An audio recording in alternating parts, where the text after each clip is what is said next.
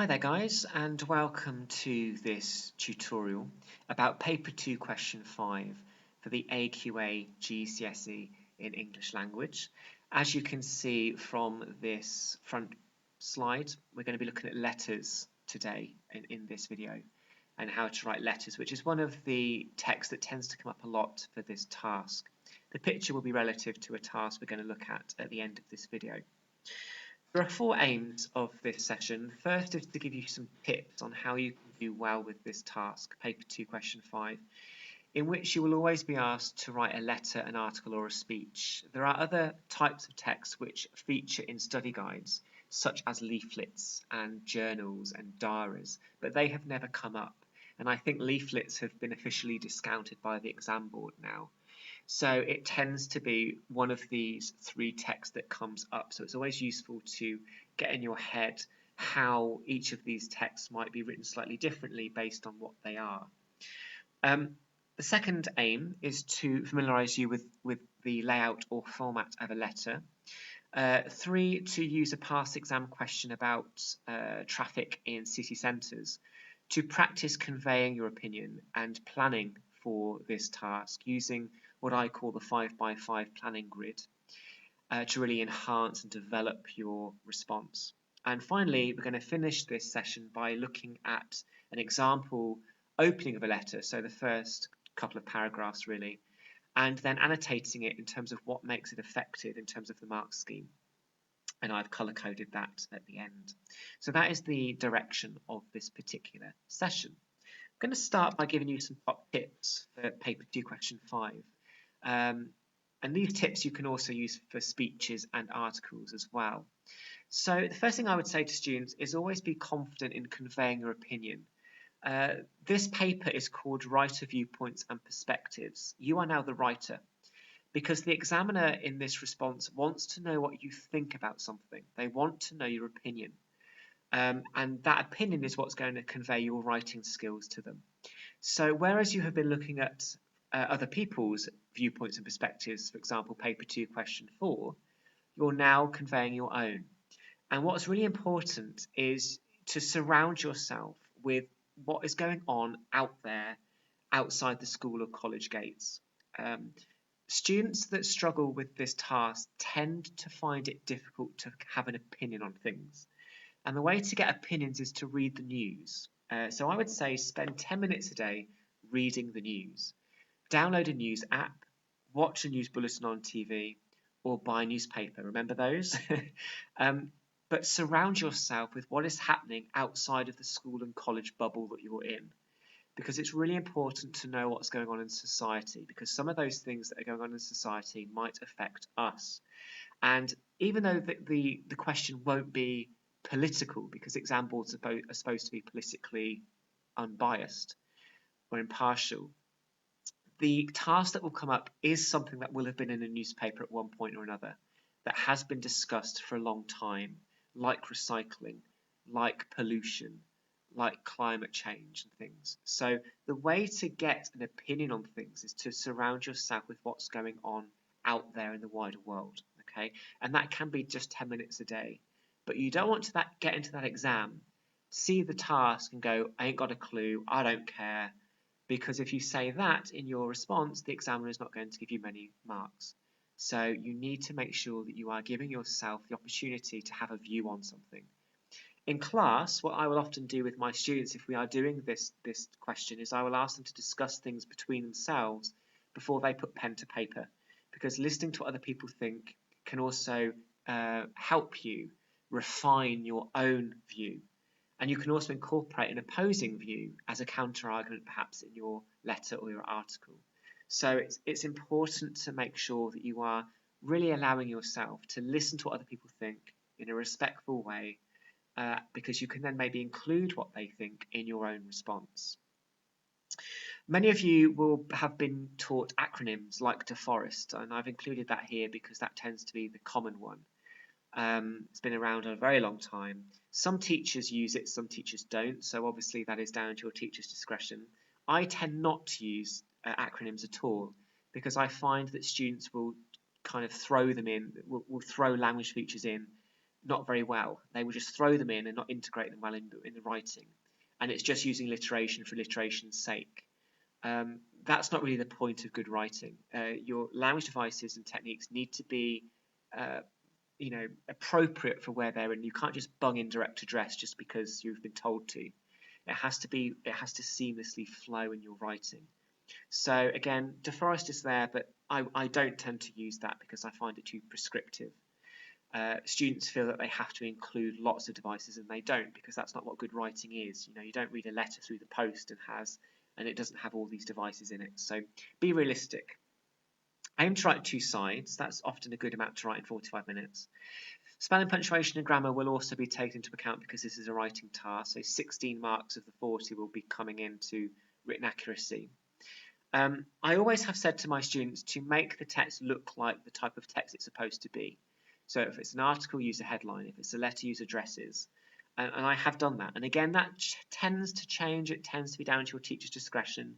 But I always have said to students, you need to make it really look authentic. And that will go on to my next slide. I always say to students as well to complete the question 5 responses in both papers before the reading section, because it's the 40 marker, it's huge, it's half the paper's marks. And a lot of the time students will be unsuccessful in their GCSE, get a grade 3 for example, because they didn't finish or even start the writing task. So I would always say to them, maybe read the 2 inserts first, because the inserts will be linked somehow to the task thematically. But then write the question 5 response, just so you know you've got it done and you've got 40 marks available to you. So the key thing is not to just leave that question 5 unanswered. Don't be afraid to use your own experiences and memories or anecdotes as well to develop your response. You can make those up if you want to, but really think about your own experiences, your own, what you've been through yourself to develop your response, your opinion. Plan and proofread, that's important. Making sure you've got maybe a colon in the right place, a comma in the right place, you've used an apostrophe right. But also, going back really to this idea of reading the news, you need to make sure you're confident with what you're saying. Students that are very tentative about their response, who don't really believe in what they're saying, who are waffling, who aren't really convincing in what they're saying, will struggle with this task. You need to take ownership of your writing. You need to believe what you're saying is right, and you need to be saying it confidently. You're taking the question by the horns, and you're really showing the examiner, this is what I can do. So really have a confident and convincing tone in your writing. Try to see this as not an exam, but something you would do in real life. Once you've left school or college, because we will all write a letter or an email at one point or another. So this is supposed to be a real life skill to be able to write like this, and to develop your ideas in as much detail as possible. Okay, so that is just some top tips there for this task, which can apply to letters, articles, or speeches. Turning our attention then to letters more specifically, I would always encourage my students to use this kind of format, and they do. They tend to learn it very quickly. Your address on the right, their address on the left. Make those up. Please don't spend a long time trying to think up some really creative addresses. It's not the point. You're just putting them in there to show the examiner that you know what a letter looks like on the page, that an article will look different to a letter, and so on. Then I would have a heading that starts with RE, a bit like an email header, which is what the letter might be about. Then I would start with Dear Sir or Madam or whatever else. Then comes the main body of the letter, the 3 to 4 paragraphs that we'll plan at the end of this video. Finish with yours faithfully or sincerely. So you use faithfully if you haven't used a name and you've just used a title like Sir and Madam, or you will use sincerely if you have used a name. So make sure you're clear with which of those you need to use. Sign it and then print your name at the bottom. So that kind of format is what I will always get my students to try to use when they are asked to write a letter. Okay, so the task that we're going to be looking at today is something that came up a couple of years ago, broadly speaking. I've changed the wording probably a little bit because I can't remember it specifically. But this is something that came up, I think, a couple of years ago. Traffic in town and city centres is downright dangerous and causes more problems than it solves. write a letter to your MP in which you argue your point of view on this issue. So this is a typically worded question 5 task. You've got a quotation that the exam board has probably made up, and then you've got a little bit of information at the end which tells you what type of text and who you're writing it for. So we're writing a letter to our local MP, Member of Parliament. That would tell us that we're supposed to be writing in a formal way. We cannot be writing or swearing in our letter because the MP will just throw it in the bin and it'll be a waste of time. So we've got to try and give a very convincing formal tone or register to our letter here. So the first thing you've got to ask yourself is, do you agree or not with this? In other words, do you think traffic should be banned from town and city centres or not? And why? Because you can't just say, I agree, that's it, yours faithfully, because you've got to develop it obviously in 45 minutes. So you've got to really now think about, how can I actually develop my views? What I will do at this point is I will ask my students to think and bullet point in about 5 minutes 4 reasons why they have the view that they do, and then start to develop them in terms of how I can add information to them to really start to develop my letter and stop it being too short and concise. Okay, so I'm going to show you the 5x5 planning grid, and this is what I use often, not all the time, but sometimes with students, in order to make sure that they are developing a good amount of detail in their letters, because one of the ways to lose marks with this task is to not go into enough detail with it. So I've got 5 columns here, all of which have a particular view. So I've got my point, I expand the point, I've got a device, I've got an anecdote, which is a personal memory or experience that I want to add in, and then I've also got a counter argument as well, so what other people might think, which I'm then disagreeing with. Okay, I wouldn't necessarily, for every single point, include one of these things, so I'm not going to fill in every single column for every single point, but having a mixture of these columns filled in, as you will see as we will go through these slides, will be useful to develop your response. So my first point would be, let's imagine that I am somebody that says, yes, traffic is dangerous in town and city centres, it should be banned. So the first thing that I will say is, it's a risk to pedestrians. Busy roads where lots of people are on high streets, for example, is an accident looking to happen. So I would say my first paragraph, maybe there's a risk to pedestrians. So I would say traffic moving in congested areas where there are more people is a risk to public safety.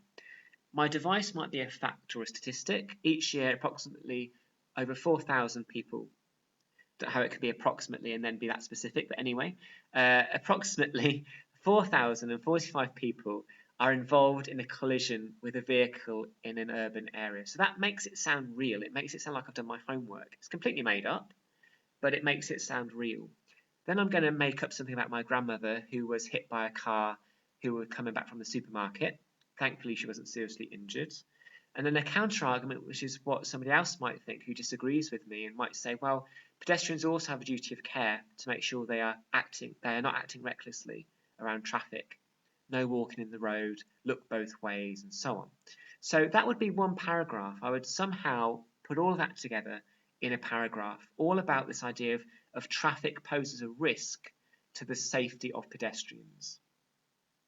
My second paragraph might be to do with pollution, and as you can see, I haven't got a counter argument with this, but I've got there a development of the pollution idea. Maybe, lots of traffic in city centres is not a very good idea, not just because of fumes, but also because of noise pollution. Those people with pre-existing lung and respiratory conditions, for example. And I might mention the pandemic, the coronavirus pandemic, and say we're all very aware of the importance of breathing clean air and ventilation. And therefore, it would be silly, I suppose, to waste this opportunity to go back to how we were before, which is not really caring that much about the carbon monoxide that we breathe in when we're walking in streets. I would also say that a lot of old towns are not built for the volumes of traffic that come thundering through, like HGVs, for example. So, you have buildings that are very, very old and protected, and they're right on the edge of the road, and they have these very big vehicles thundering by every day, and it's damaging them. So you might say there's also a heritage issue here. I might repeat the word choking to really reinforce the idea that towns and city centres are full of fumes, choking fumes that choke our lungs, forcing us to hear choking engines that spew thick, filthy fumes. A bit of alliteration there as well. And then I might also add in the fact that my cousin suffers from asthma, and for her, walking in the town centre is very dangerous because of her pre-existing condition. My third paragraph might be about expensive to maintain the roads. I might make up the fact that each year councils spend £34 million on maintaining roads in urban areas. And I might ask a rhetorical question: don't you think this money could be better spent in other areas, perhaps? And that's obviously taxpayer money. But a counter-argument to that might be that obviously you need the roads in urban areas to make deliveries to the shops and things. So how are those shops going to get deliveries if you're going to ban things? How are ambulances, for example, going to access patients if they are banned from city centres? So those kind of things might be the counter-argument. The fourth paragraph might be to do with how driving everywhere can deter people from cycling and walking. Many cities across the world, I think like Amsterdam, have really made a lot of places cycle-only areas and increased pavement sizes as well. And that's a way to combat obesity and to have a healthy lifestyle, maybe. I might use a list of 3. Cycling is green, healthy, and a cheaper way to commute. I might use an anecdote. I have started walking to the shops to pick up groceries to be greener and healthier, perhaps. Not technically true. I know I should, but that could be something I could do. But a counter-argument might be some people are unable to walk or cycle because of disability, perhaps. So are you breaking the Equalities Act, for example, if you are preventing somebody in a wheelchair from accessing the shops, for example, who have difficulty walking? The final paragraph, as you can see, all of this merges together, is to do with how businesses now have a digital presence. Lots of businesses now have social media, they have home delivery, and certainly with the pandemic, obviously we've got used to ordering more than ever from Amazon and other retailers instead of going out because we just couldn't go out. So the days of driving to places are over, perhaps you could say. And we don't need to drive to city centres anymore. Okay, I might want to use a fact and statistic, and again, this is completely made up. 87% of businesses now offer online delivery, with many shopping centres now on the outskirts of towns to prevent traffic clogging up dense urban areas. So 30 years ago, I remember vividly, the big shops tended to be in high streets. Now they tend to be in very big shopping centres on the outskirts of towns with very big car parks. Very big warehouse-like stores. And unfortunately, high streets tend to be a bit abandoned now in many places. So I might make that fact and statistic up, but a counter-argument might be, well, many people don't have internet access or suitable broadband speeds, for example, in rural areas. So many older people would probably not be able to use a computer and order things online. But there's also the social element as well. It's nice to go out to the shops. We might meet somebody, we might have a conversation. And to always be at home ordering things can also be a bit lonely at times, perhaps.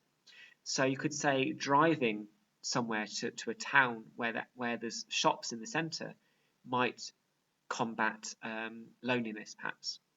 And obviously, if everybody does that, you're going to have lots of traffic on the roads.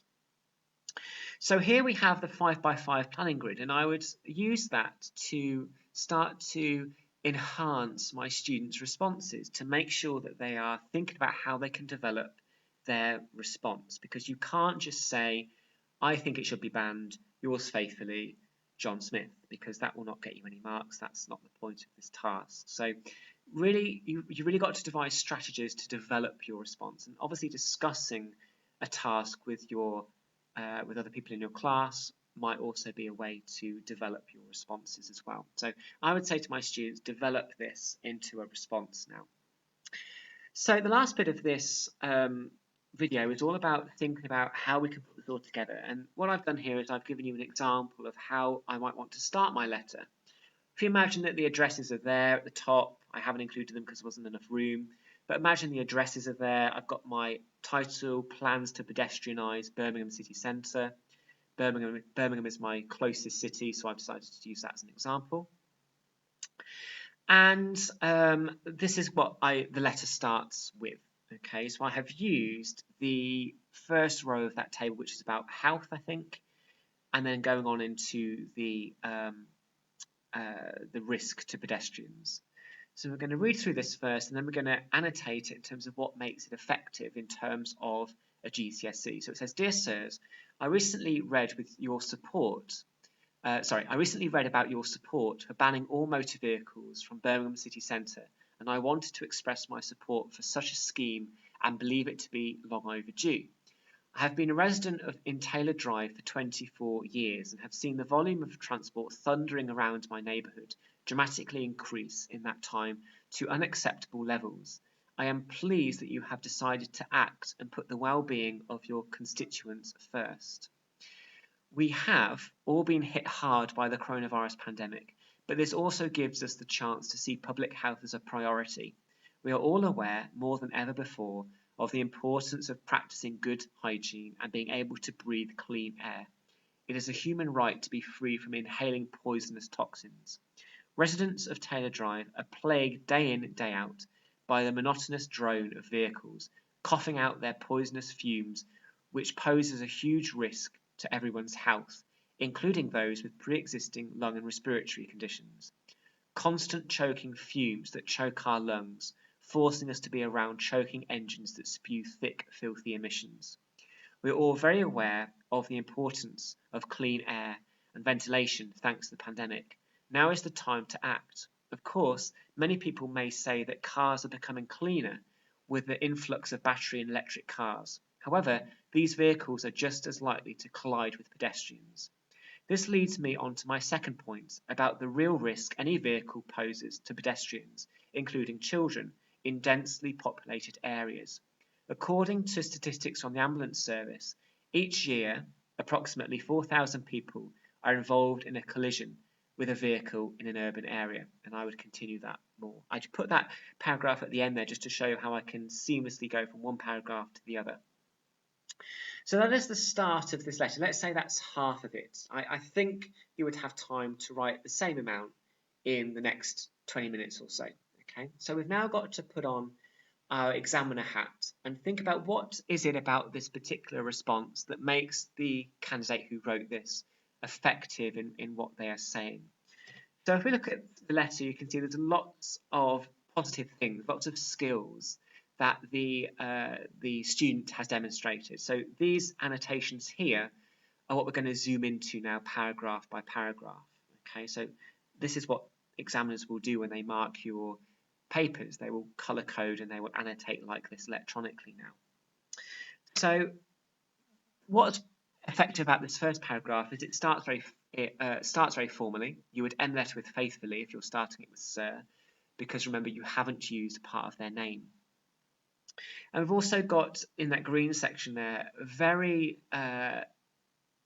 quick notification really about what the writer thinks straight away. It's not left as a mystery. Lets the reader know ASAP of their viewpoint.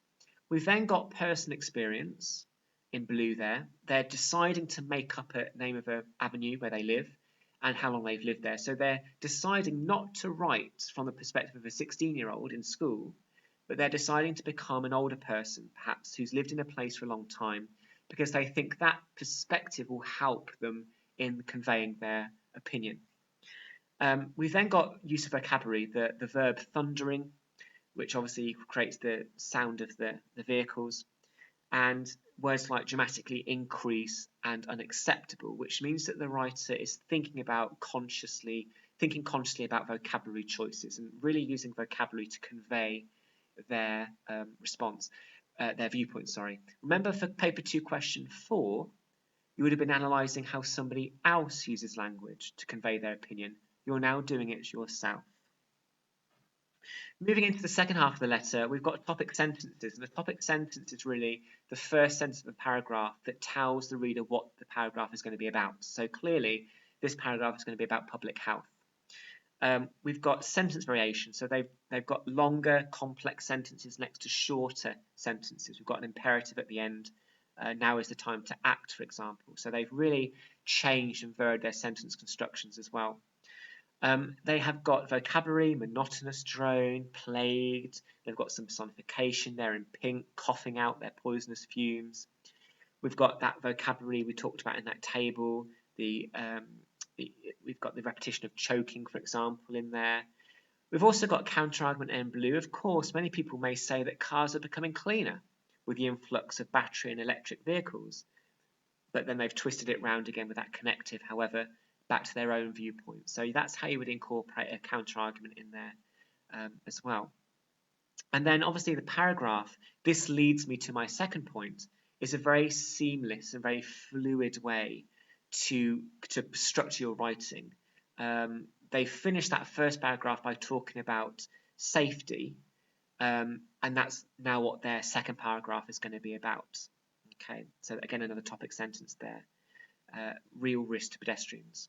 And then we've got in blue the last bit, a statistic, completely made up, as I've said, from the ambulance service, but it makes it sound real. It makes it sound convincing. It makes it sound like the writer has done their homework, that their viewpoint has been informed by real information. So please feel free to make that up as well. The examiner is not expecting you to be experts on everything. So feel free to make up those statistics as well. Okay, so from an examiner's perspective, it's these things that make this letter effective. Vocab, devices, you've got a lovely formal tone, so it's matched to audience. Topic sentences, paragraphs, the spelling, punctuation and grammar is good as well. You've got a statistic in there. You've got a convincing formal register. Clearly this person is almost demanding to be listened to. They're writing in a confident way. They've developed their arguments in a detailed way by the length of the paragraphs you can see, but it's also creative. They're pretending to be a resident of Taylor Drive. They're pretending this is about Birmingham. They're pretending to make themselves older than they actually are in order to develop a persona, almost like a character, to write from the perspective of. So again, feel free to do that. You don't always have to write from your own perspective. You can pretend to be somebody else if you want to. So that's a very impressive opening to a letter, and you would aim to write maybe 2 more paragraphs after that in order to finish it off. Finish it with yours faithfully because you've started with Sir, and then that will be your letter. Okay, so that is what you're aiming for with a letter. Okay, so that is really this session. It's all about starting to develop confidence with letters and how to go about this writing task.